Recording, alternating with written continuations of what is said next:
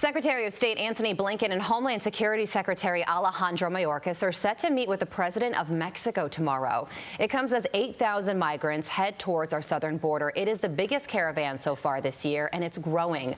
Griff Jenkins spoke with the activist accompanying the caravan, and he joins us now.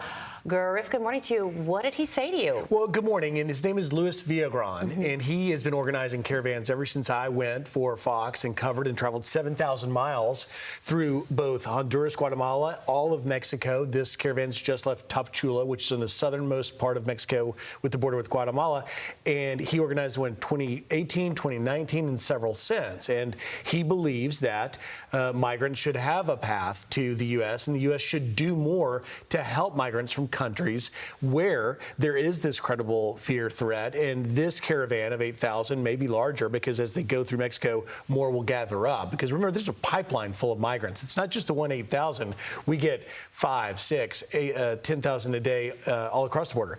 But this caravan is largely Cubans and Haitians, countries with which we have offered TPS, temporary protective status, various times, and Hondurans, not so much there with the TPS thing. But he wants to get ultimately close to Mexico City, where Mayorkas and Blinken will feel pressure. That there's migrants on the way.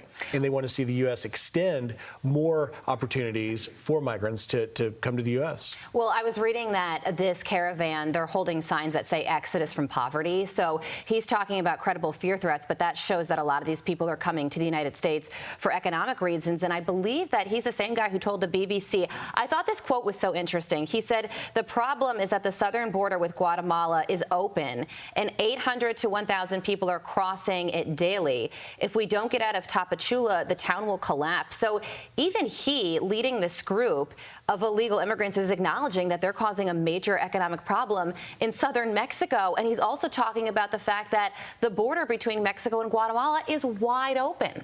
It is. And literally, there's a river, the Suchiate River separates Guatemala and Mexico there. And they literally pay like 5-10 pesos to cross on a raft. And they're there, and there's literally no Mexican immigration police there to stop them.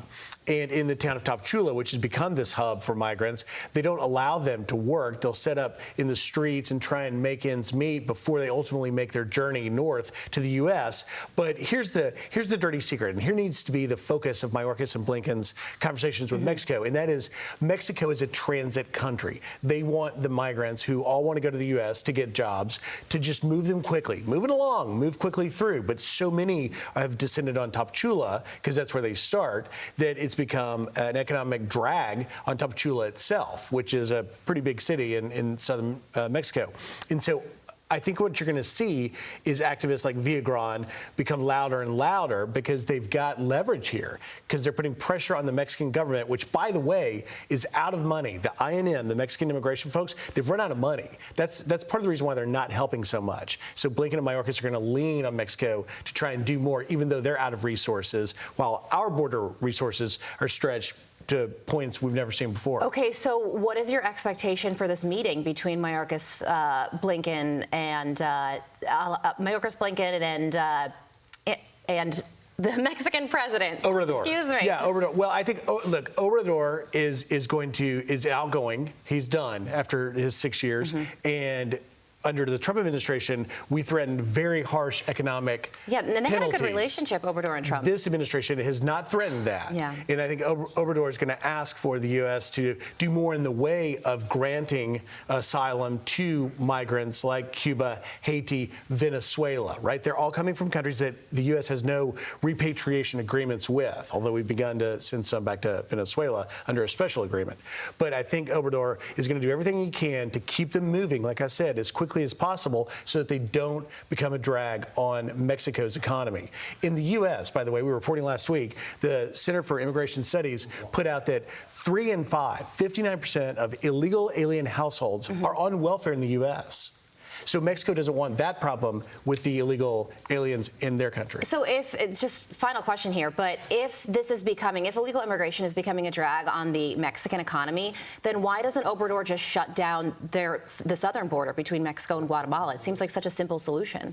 Because he doesn't have the resources, and he doesn't want to do something. He doesn't have the Border Patrol resources? He doesn't have the resources internally to do it. And that's in fairness to Mexico to make that point. But ultimately, there's also the political part of it, which is he doesn't want to be seen as being negative towards these migrants. He wants to be the, open arms, we welcome you on your journey, not to Mexico, to the U.S. Yeah, the Mexican political calculation is an important part of the story that's never discussed. So interesting to hear.